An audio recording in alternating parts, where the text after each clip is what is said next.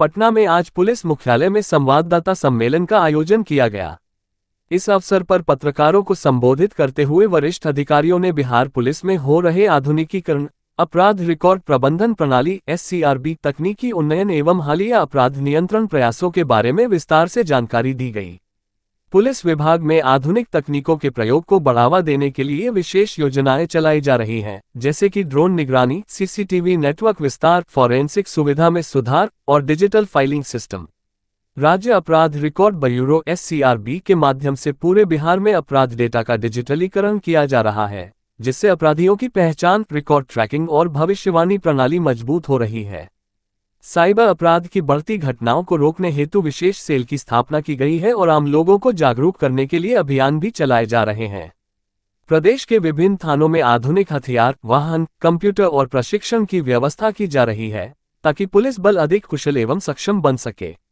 इस संवाददाता सम्मेलन में कई वरिष्ठ पुलिस अधिकारी, तकनीकी विशेषज्ञ एवं मीडिया प्रतिनिधि उपस्थित थे। DGP ने भरोसा दिलाया कि राज्य की कानून व्यवस्था को और अधिक मजबूत करने के लिए हर संभव कदम उठाए जा रहे हैं और आने वाले समय में जनता को इसका प्रत्यक्ष लाभ मिलेगा। SS बड़ी ERB सुधांशु कुमार ने और क्या बताया, आप भी सुने। आधुनिकीकरण एवं अपराध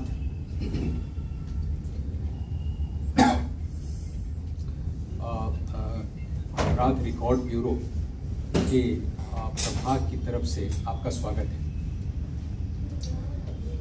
आज मैं बिहार पुलिस आधुनिकता की ओर बढ़ते कदम की श्रृंखला में आपको संबोधित करना चाह रहा हूं। जैसा कि आप सभी जानते हैं, बिहार राज्य में न्याय के साथ विकास के पथ पर प्रगति हो रही है और विकास की इस त्वरित गति को बनाए रखने हेतु लोक व्यवस्था, विधि व्यवस्था का संधारण आदि के संदर्भ में राज्य की अन्य एजेंसियों के साथ पुलिस की भूमिका सर्वोपरि एवं व्यापक होती है। जब हम पुलिस की बात करते हैं तो पुलिस थाना कि वो प्राथमिक संस्थान है जहां पर आम जन संकट की स्थिति में जाते हैं और ये अपेक्षा करते हैं कि पुलिस जन उनकी मदद करे। इस परिप्रेक्ष्य में पुलिस के कार्यालय भवन की महत्ता बहुत स्पष्ट रूप से उजागर होती है, क्योंकि वो कार्यालय भवन वहाँ कार्यरत पुलिस पदाधिकारियों या कर्मियों के लिए एक तरफ परिचालन दक्षता के दृष्टिकोण से आवश्यक है, जिसको ऑपरेशनल एफिशिएंसी बोलते हैं। दूसरी तरफ नागरिकों की अपेक्षा के अनुरूप भी कार्यालय भवन का बनाया जाना आवश्यक है। इसी सिलसिले में मैं पिछले कुछ वर्षों की उपलब्धि के बारे में आपका ध्यान आकृष्ट करना चाहता हूँ। ये नियमित धंधा बन गया है, इसके कारण जाम इसके लिए कुछ क्या ठोस उपाय क्या हो रहा है सर? मैं ये बता सकता हूँ कि जो यातायात संधारण है वो जिला पुलिस के कार्य क्षेत्र के अंतर्गत है। हमारे स्तर से जो पॉलिसी है वो बनाई जाती है और मुख्यालय के सहमति के बाद उसको यातायात प्रबंधन के लिए जिलों को भेज दिया जाता है। तो ये सब जो आपकी समस्याएं हैं, ये बेहतर होगा कि आप पटना जिला प्रशासन से उड़ा दे रहे हैं लोग, तो आप उस पर कुछ करेंगे सर? एक छोटा सा सवाल ये है कि क्या मतलब पटना ट्रैफिक पुलिस को इस बात की जानकारी थी कि लेन में तो जाम लेन डिसिप्लिन की बात कर रहे हैं, वो मैं समझता हूँ कि हायर स्टेज ऑफ डेवलपमेंट की बात है। अभी हम लोग उस स्तर तक शायद नहीं पहुंच पाए हैं। अभी हम बहुत बेसिक जो ऑफेंसेस है उसको पकड़ना चाह रहे हैं। जो डिसिप्लिन है वो बेसिक लेवल की वो लाना चाह रहे हैं। लेन डिसिप्लिन तो आगे की बात है।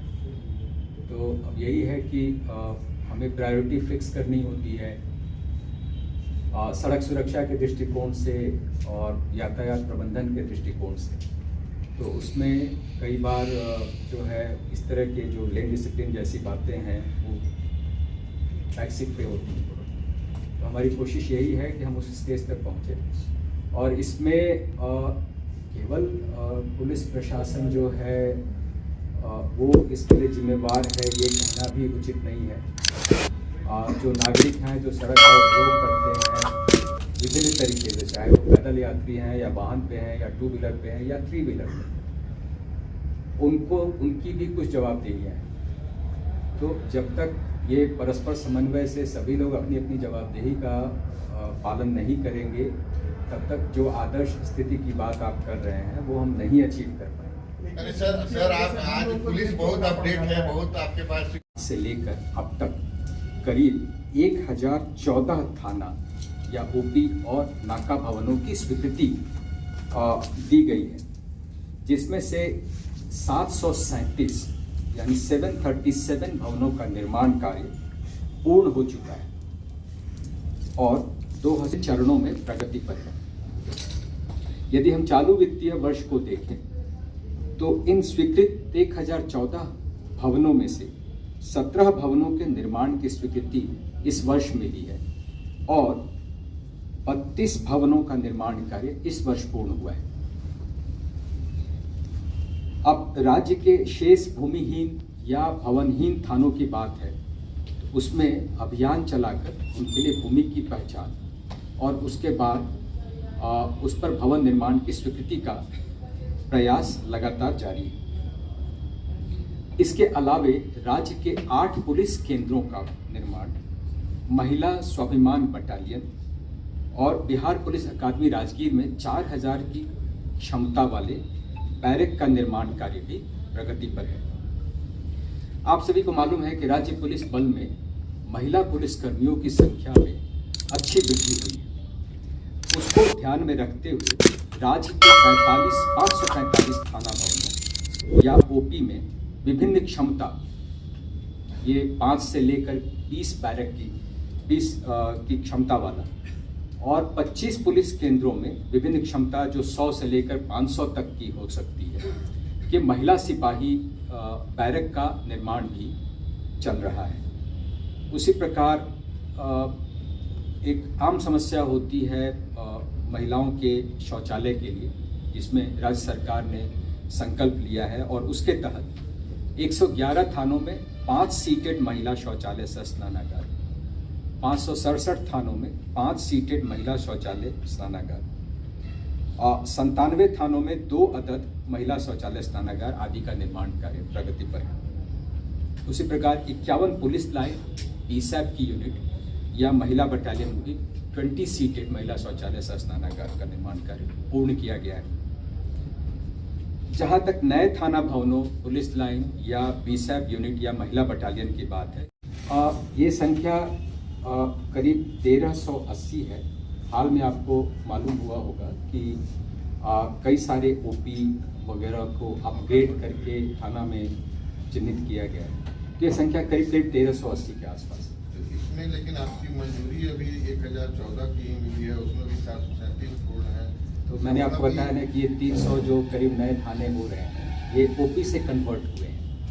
लेकिन फिर भी सर 50% अबाउट 700 के करीब थाने नहीं, अभी भी आप इसको इस तरीके से समझें कि जो ओपी है उसमें वो बेहतर ढंग से काम कर सके, इसलिए उसको थाना में अपग्रेड किया गया और ये प्रक्रिया पिछले 1 साल के अंदर में हुई है। तो जो पहले की संख्या थी वो करीब 1100 के आसपास थी, तो उसमें से 1014 की संख्या जो मैंने आपको बताया उसमें स्वीकृति मिल चुकी है और उसमें से 737 का पूर्ण हो गया है। इसका कोई टारगेट लक्ष्य भी है कि कब तक पूर्ण करना है या हर महीने का लक्ष्य निर्धारित है और निगम के साथ हमारे समन्वय से हम इसमें आगे बढ़ रहे हैं और जो थाने अभी भी भवनहीन है या भूमिहीन है उसके बारे में मैंने आपको बताया, तो उस पर भी हम अभियान के तहत आगे बढ़ रहे हैं कि उनकी जल्दी से जल्दी भवन की स्वीकृति मिल जाए या जहां भूमि नहीं है वहां भूमि को चिन्हित करके उस पर आगे का काम। कितने थाने हैं सर भूमिहीन भवनहीन? अब ये तो ऑफ हैंड मैं नहीं बता पाऊंगा, मेरे पास वो आंकड़ा नहीं है, लेकिन मेरे ख्याल से भूमिहीन थानों की संख्या करीब 80 के आसपास है। ये 1-2 ऊपर नीचे हो सकता है और उसी तरह से कुछ और थाने जहाँ पे भवन नहीं बने हैं तो उसमें भी कहीं समस्या आती है, जैसे भूमि चिन्हित हुई लेकिन कोई विवाद आ गया या न्यायालय में कोई मामला चला गया तो उस परिस्थिति में वो थोड़ा सा लंबित हो जाता है उस तरह के मामले। तो ऐसे कुछ मामले हैं, ऐसे करीब 34 ऐसे मामले हैं जिसमें कि कुछ न कुछ विवाद जनरेट हो गया है और उस वजह से उसमें मामला लटका हुआ है। और बाकी जो मैंने आपको बताया कि 277 थानों में निर्माण कार्य जो है वो प्रगति पर है। नहीं, जो 80 जो भूमिहीन थाने हैं सर, इनके लिए भूमि चिन्हित करने का काम चल रहा है। अच्छा, इसमें मैं ये भी बताना चाहता हूँ कि इसमें वो भी थाने हैं जो हाल में स्वीकृत हुए हैं। जैसे यातायात के करीब 43 थाने जो हैं वो अभी पूरे राज्य में कार्यरत हैं और 28 जिलों में नए 28 थाने बने थे। उसी तरीके से साइबर वर्टिकल के तहत भी साइबर थानों का नया स्वीकृति हुआ है और ये सभी जो हैं इस पर हम लोग भूमि चिन्हित करने की कार्रवाई कर रहे हैं। सर, आप देख रहे हैं RN न्यूज़। कृपया चैनल को लाइक और सब्सक्राइब करना ना भूलें।